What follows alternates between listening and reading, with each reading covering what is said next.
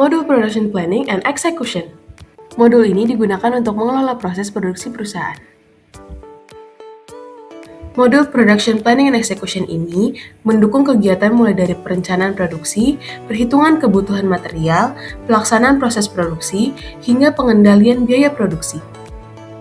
Dengan adanya modul Production Planning and Execution, perusahaan dapat memastikan bahwa proses produksi berjalan secara efisien dan sesuai dengan kebutuhan pasar.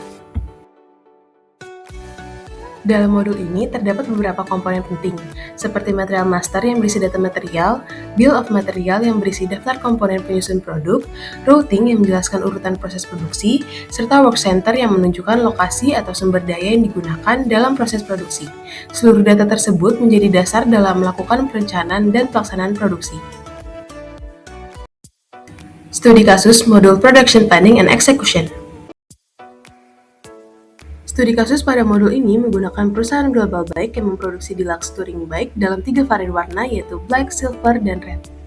Dalam simulasi ini, perusahaan perlu merencanakan jumlah produksi berdasarkan perkiraan permintaan pasar, memastikan ketersediaan bahan baku, menjalankan proses produksi, serta mengendalikan biaya yang timbul selama kegiatan produksi. Melalui studi kasus ini, pengguna dapat memahami bagaimana SAP Production Planning and Execution mendukung proses produksi secara terintegritas mulai dari tahap perencanaan hingga evaluasi biaya produksi. Lanjut ke tahapan penyelesaian studi kasus. Tahapannya dimulai dari tahap persiapan data master nih. Nah, pada tahap ini dilakukan pengaturan material master dan routing untuk menentukan karakteristik produk, kebutuhan perencanaan, kebutuhan forecasting, serta urutan proses produksi yang akan dijalankan. Selanjutnya dilakukan perencanaan produksi. Nah, perusahaan terlebih dahulu meninjau produk grup deluxe touring bike yang terdiri atas beberapa varian.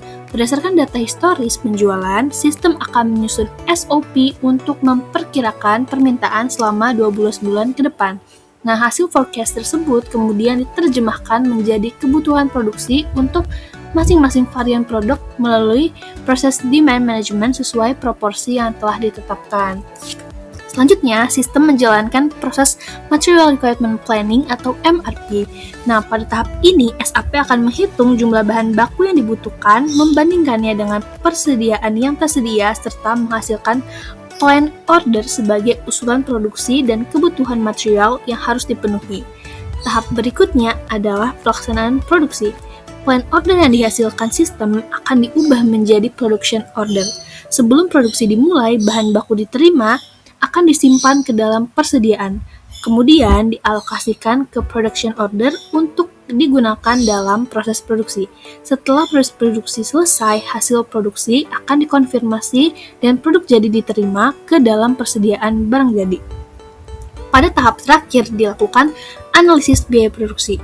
Sistem akan membandingkan biaya yang direncanakan atau plan cost dengan biaya aktual yang terjadi selama proses produksi. Setelah itu dilakukan settlement untuk memastikan seluruh biaya telah dicatat dan dialokasikan dengan benar. Melalui proses ini, perusahaan dapat mengevaluasi efisiensi produksi, kemudian memperoleh informasi biaya yang lebih akurat untuk mengambil keputusan. Selanjutnya adalah analisis hasil laporan. Yang pertama itu ada stok atau requirement list atau daftar stok dan kebutuhan. Informasi yang ditampilkan merupakan posisi persediaan saat ini, kebutuhan material, plan independent requirement, plan order, serta rencana penerimaan material di masa mendatang. Fungsi utamanya adalah untuk memastikan apakah ketersediaan stok yang ada mampu memenuhi target kebutuhan produksi pada periode tertentu. Laporan yang kedua ada Production Order Report. Informasi yang ditampilkan itu berupa nomor order produksi, kuantitas target, jadwal pelaksanaan, status order terkini, kebutuhan material, dan detail aktivitas produksi yang sedang berjalan. Untuk penerapan di lapangan, itu ada pada studi kasus Global Bike, digunakan untuk memandu siklus produksi deluxe touring bike secara end-to-end mulai dari tahap release order hingga goods receipt. Untuk laporan yang ketiga, berupa Production Cost Analysis Report. Untuk informasi yang ditampilkan, itu menyajikan perbandingan komparatif antara biaya yang direncanakan atau planned cost, biaya target atau target cost, dan biaya aktual atau actual cost. Untuk fungsi utamanya, memungkinkan perusahaan untuk mengidentifikasi penyimpangan biaya atau variance yang terjadi selama proses produksi berlangsung. Selanjutnya, perbandingan laporan. Yang pertama, perbandingan dengan laporan manual, dan yang kedua, perbandingan dengan aplikasi non-ERP. Perbandingan dengan laporan manual, yang pertama, proses sistem manual mengharuskan input dan rekap data secara terpisah di spreadsheet, sedangkan jika menggunakan SAP akan otomatis. Yang kedua, akurasi dan kecepatan. Rumus manual pada BOM rawan human error dan lambat dalam menghitung ulang jika permintaan berubah. Yang ketiga, visibilitas. Status produksi tidak real-time atau berupa data historis, sehingga manajemen lambat mengambil keputusan. Selanjutnya, perbandingan dengan laporan aplikasi non-ERP. 1. Integrasi. Aplikasi non-ERP biasanya berdiri sendiri atau stand-alone, hanya untuk jadwal dan stok. SAP atau S/4HANA mengintegrasikan produksi PP langsung dengan modul material serta keuangan. Yang kedua, otomatisasi jurnal. Di SAP, saat barang keluar atau goods issue, pengurangan stok dan penambahan biaya langsung tercatat di dalam laporan keuangan tanpa perlu rekonsiliasi antar sistem. Yang ketiga, fitur audit. SAP mendukung analisis real-time dan pelacakan data sehingga ke dokumen sumber atau drill down yang tidak dimiliki aplikasi sederhana. Selanjutnya, ada bagian dampak hasil pengolahan data terhadap keuangan dan operasional perusahaan. Di sini, dampaknya kami bagi menjadi dua, yaitu yang pertama, dampak terhadap operasional perusahaan, dan kedua, dampak terhadap laporan keuangan. Oke, kita masuk ke dampak terhadap operasional perusahaan. Yang pertama, di sini adanya optimalisasi persediaan. Jadi, melalui laporan stok atau requirement list, manajemen operasional dapat memantau posisi persediaan, kebutuhan material, serta jadwal penerimaan secara real-time. Hal ini sangat berdampak pada pencegahan kondisi kehabisan stok yang dapat menghentikan produksi, sekaligus mencegah kelebihan stok atau overstock yang dapat membebani kapasitas gudang. Untuk yang kedua, di sini adanya kontrol produksi yang akurat. Jadi, laporan Production Order Report memberikan informasi langsung terkait status order, kuantitas, dan jadwal pelaksanaan. Manajemen itu dapat memonitor kemajuan secara efektif dan memastikan setiap tahapan produksi mulai dari pelepasan pesanan hingga penerimaan barang berjalan sesuai perencanaan. Yang ketiga, di sini ada otomatisasi perencanaan.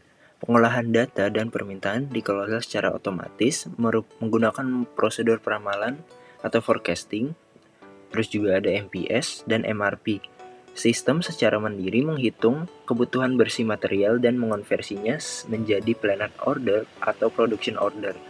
Hal ini mengeliminasi proses perhitungan manual yang lambat dan rentan terhadap human error.